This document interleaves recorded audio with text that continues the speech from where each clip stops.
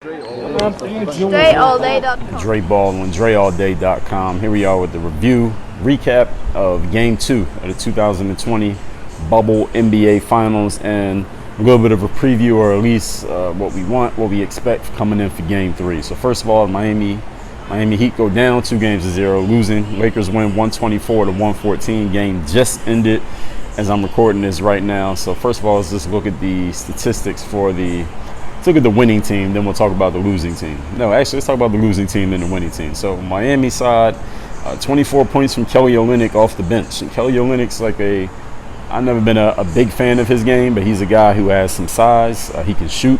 He can throw his body around a little bit in the paint, even though he's far from a banger, but he can hit the outside shot. He's not gun shy when it comes to letting that thing fly. He took 7 threes, made 3 of them. Made a couple free throws. He took 16 shots. The only person shot more than him was Jimmy Butler, shot 17 times tonight. So Olynyk really provided some punch off the bench. And there were some games, the last 2 series, Milwaukee and the Boston series, where Olynyk didn't even play that much. Kendrick Nunn off the bench, he had 13 points. He also was not gun shy. Tyler Hero had 17 in the start, but his 17 he was 5 for 12 from the floor. I don't know. It wasn't as consequential as it seems just looking at the box score. And those of you who watch the games, y'all know. Or those of you who really know the game, you know. Just because what you see in the box score is not often reflective of the impact that you feel upon a player on the court. I didn't really feel like Tyler Hero had that much impact in the game today. Even though he was out there and he had 17 points, he also had 7 rebounds. He's a good rebounder. Duncan Robinson only 9 points, 4 assists. The Lakers have clearly game plan for that guy, so they are not going to let Duncan Robinson beat them, and he had a terrible plus-minus tonight. So not a good game for Duncan Robinson. Myers Leonard started, but only played 9 minutes, 7 points. He didn't really contribute much. The kind of team that they're playing against, the Lakers, with those athletic bigs like the Dwight Howard and Anthony Davis, and even if you want to say LeBron is a big, not the kind of matchup for Myers Leonard, who's a big lumbering type of guy. He's not a high flyer, above the rim type big man.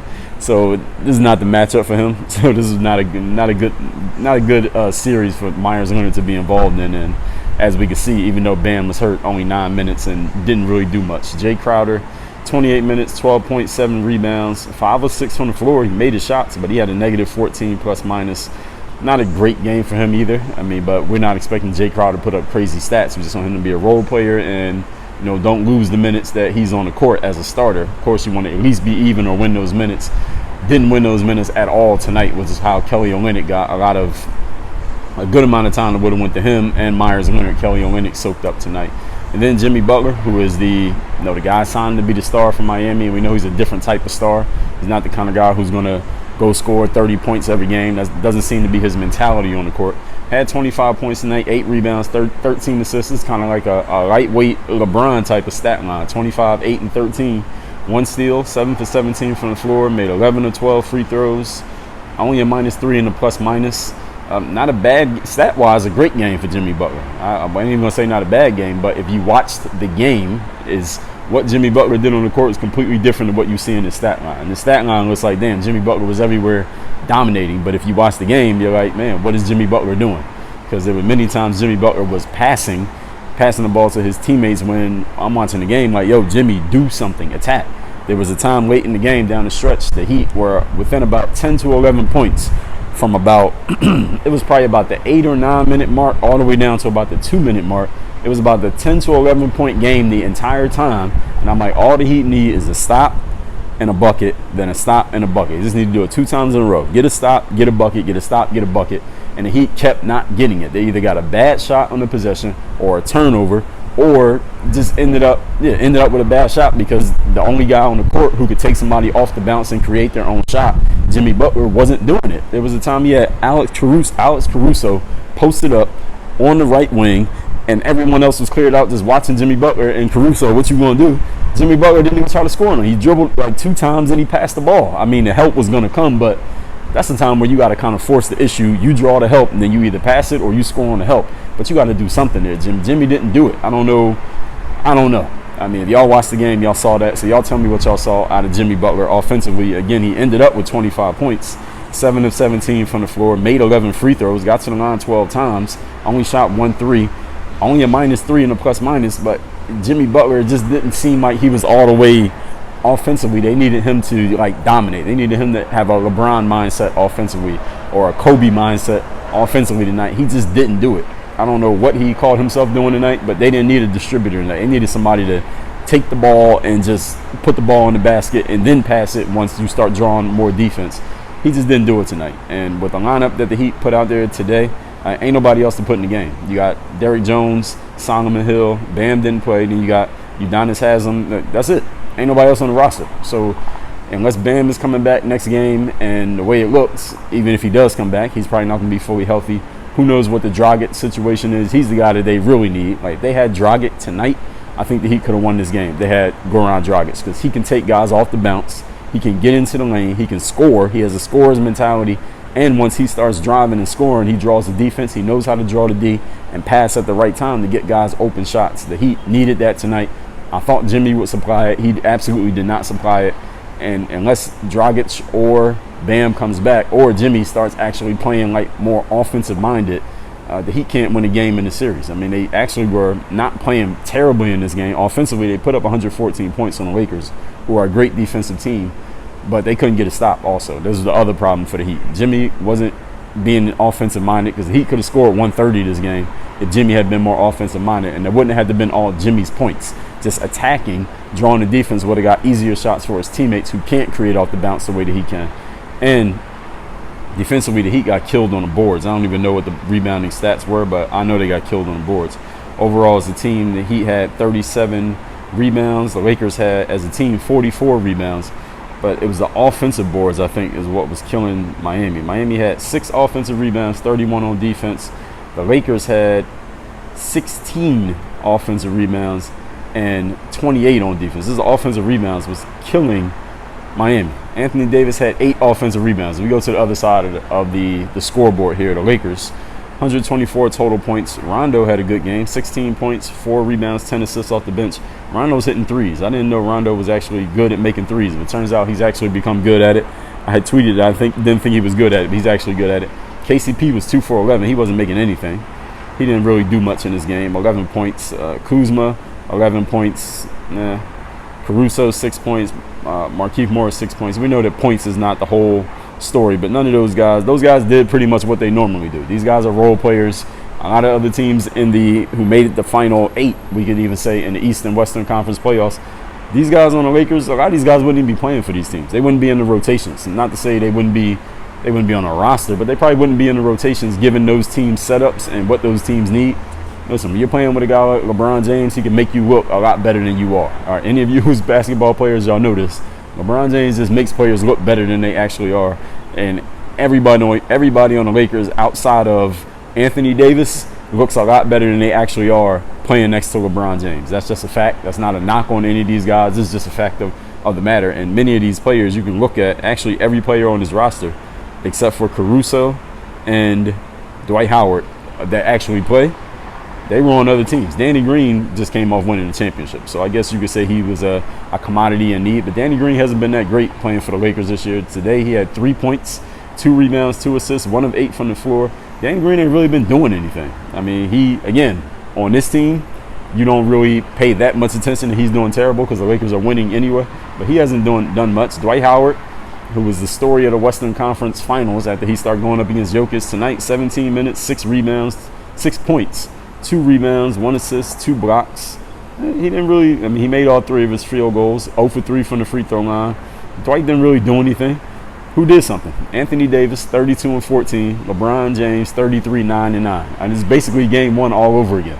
When you got 2 players on a team that are this damn good, and these are players who make their teammates better, especially LeBron James. Now, Anthony Davis, I wouldn't say he's a guy, I'm not going to put him on the same plane as LeBron when it comes to making your teammates better or making your teammates look better. That's the way I'd rather say, just make your teammates look better, because who knows if these guys actually are better. I don't think they are. They just look better because you got a guy like LeBron who's like the queen on the chessboard. Those of you who know how to play chess know the queen is the most dynamic piece. He just makes everybody look way better than they are. He makes everyone's job easier. They only have to focus on one specific thing, which might not even be the entirety of their game, but if they just do that, then you're going to win. LeBron with 33, 9 and 9, he wasn't even the story of the game. It didn't even feel like LeBron had 33, 9 and 9 if you watch game 2. It felt like the whole game was about Anthony Davis because he was the one whose name kept popping up. 32 points, 14 rebounds. This is AD. 15 of 20 from the floor. LeBron was 14 of 25 from the floor. So these guys are both shooting over 55%. 8 offensive rebounds for Anthony Davis. He just dominated the game. And he didn't have an answer for him. They don't have a big man who can keep a body on him, number one, and play with him around that rim area when he goes around the basket. They don't have the size. Bam is the only guy with the size, and Bam's injured, missed this game. He's got an injured shoulder, so if he comes back, he's probably not going to be able to have his full range of motion when it comes to reach. And that's going to be a big thing going up against Anthony Davis, where the whole thing is this guy's just tall and super long and athletic. He have a problem right now. That's, in other words, that's the situation. And LeBron James is going to stay a problem. I don't know who's going to guard him. The Heat been doing this zone defense, but LA is starting to break down the zone. They're putting LeBron in the back of the zone. They're getting him the ball on that baseline area and kind of in the dunker spot. And then LeBron's just picking it apart. Anthony Davis picking it apart. The Lakers are starting to pick that zone apart. They've seen enough of it. And the Heat, it's not even that the zone is a wrong concept. It's just that the Lakers have seen enough of it and they have the right pieces, i.e. LeBron James, that can break that thing down. LeBron probably has the highest, or as equal to the highest basketball IQ of any player in the NBA.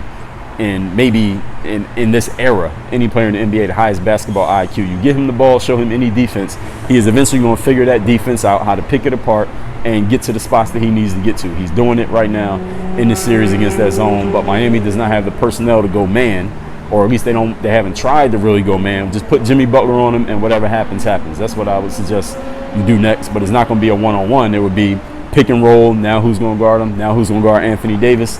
They can just pick it apart. That's the problem, that the Heat, it appears right now, just don't have the personnel to match up. I didn't think that would be the challenge, but we'll see. It's only been 2 games, so we're not going to write this series off just yet. I've been on Twitter. I'm seeing people talk about the finals MVP and what's LeBron's comparison to Jordan now. Let's slow down. I'm not saying that the Heat are going to win the next game, because I need to see who's playing. And they need Dragic, and they need Bam, or they need Jimmy Butler to play with a different mentality and need something else. But I'm not going to write this series off yet. It's only been 2 games. It's kind of like, imagine if they were playing in their actual arenas. You got the 2 games in LA, the Lakers up 2-0. Now they got to go on the road to Miami, and let's see what Miami does on their home court. So I'm not writing this series off at all yet, at least not 2 games in. Now, if the Lakers go up 3-0, then I'm probably say the Lakers are going to win the series. Doesn't mean he can't win a game. But 2 games in, we're not going to write it off just yet. Let's see what happens Sunday night. As far as the Lakers go, again, the stat sheet tells a different story than what we saw in the actual game. Rondo with 16 and 10, 4 rebounds in 26 minutes. Seems like an amazing stat line, but did it really feel like Rondo had 16 and 10 with 4 rebounds? To me, it didn't, and I watched the whole game. It just felt like Anthony Davis was all over the place. The Heat cannot keep him off the glass. LeBron doing what LeBron normally does. He had a 33-9-9, and it's not even exciting because he does this every game. And again, he's the kind of player, you put LeBron James on the Heat right now, and he makes every player on that Heat team, he makes their job easier, he makes their game easier, just a fraction of a second more time to get a shot off, or they're able to cut a little bit sooner, or the passes on time just a little bit more, makes everyone's game easier, and those things start to add up over the course of a season. These are the little things that a lot of casual players and casual observers of basketball don't really understand, that LeBron makes everybody look really, really good. So when I made the comment before the series, I said, the Lakers 3 through 8 players after AD and LeBron, a lot of these guys wouldn't be playing, and other teams, they wouldn't be in other teams' rotations. They might be on the roster, but they wouldn't be in the rotation. And it's true, because LeBron just makes these guys look different. And I'm going to keep saying that, because LeBron is just that good. He deserves that much praise. And as we can see, they're halfway on their way to winning this championship. But this series is not over yet. It's been 2 games. Let's see what happens these next 2 games, or at least in Game 3. Game 3 is pretty much, I think people can say you're down 2-0, pretty much the season for you in the best of 7, because then the Heat would have to win, 4 games? They had to win 4 games in a row, right? They lose 1, it's over. So are they going to beat this team 4 games in a row after losing 3 in a row? Probably not. So they need to win Game 3. Game 3 is pretty much back to the wall. So that's pretty much all I got to say about this one. Game 3 is on Sunday.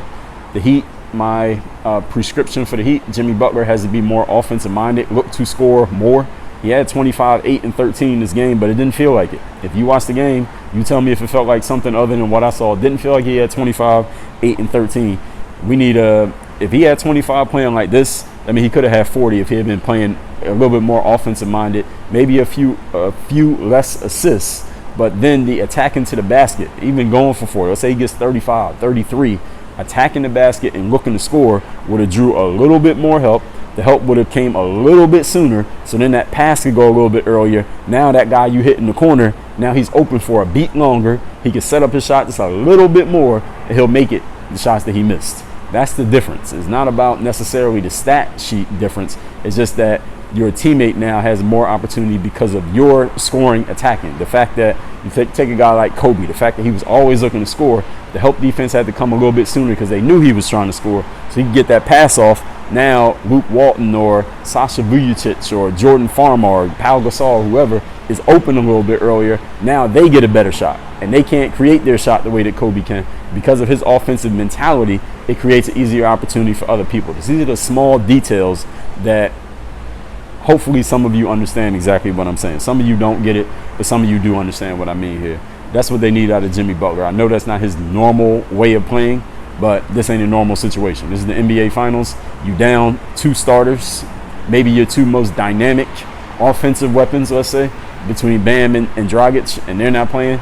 They need you. This is what Jimmy Butler's going to need to do in Game 3, especially without Goran Dragic. Even if Bam comes back, they still need somebody who can handle the ball and create a shot. That's not Bam. That's going to be Jimmy more than Bam.